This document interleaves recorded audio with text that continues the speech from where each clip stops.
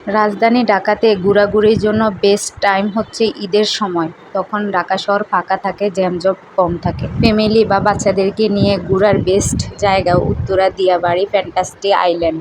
এখানে প্রতিজন entry free 200 টাকা। আরও বিভিন্ন অফার আছে এটার ভিতরে। তো আমরা 4 জনে 1100 টাকা টিকিট কাটলাম। এটার ভিতরে 4টা রাইডার ফ্রি। তো চলেন ভিতরে যাইয়া দেখব কি কি আছে। আমি এই ফার্স্ট টাইম আসলাম। মোটামুটি ফ্যামিলিদের জন্য নিরিবিলি মনোরম পরিবেশ। এত পরিমাণে গরম পড়ছিল, তারপর আমরা ঠান্ডা ঠান্ডা খেলাম। রেস্টুরেন্টের ব্যবস্থা আছে। আর আমাদের একটা টিকিটের মধ্যে 4টা করে রাইডার ফ্রি ছিল। তো তার ভিতরে সুইমিং পুল ছিল, যেহেতু কাপড় চোপড়ের ব্যবস্থা নাই তা আমরা এটা স্কিপ করলাম।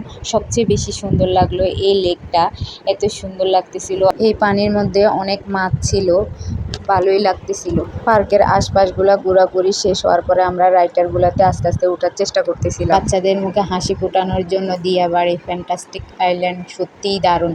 রাইডে চড়ার আনন্দ আর এদের অপরন্ত এনার্জি সব মিলিয়ে আজকের দিনটা কেটেছে দুরন্ত। সবচেয়ে মজার দেখার জিনিস হলো কতক্ষণ পর পর মাথার উপর দিয়ে বড় বড় বিমানগুলো যাচ্ছিল। আপনারাও ঘুরে আসতে পারেন।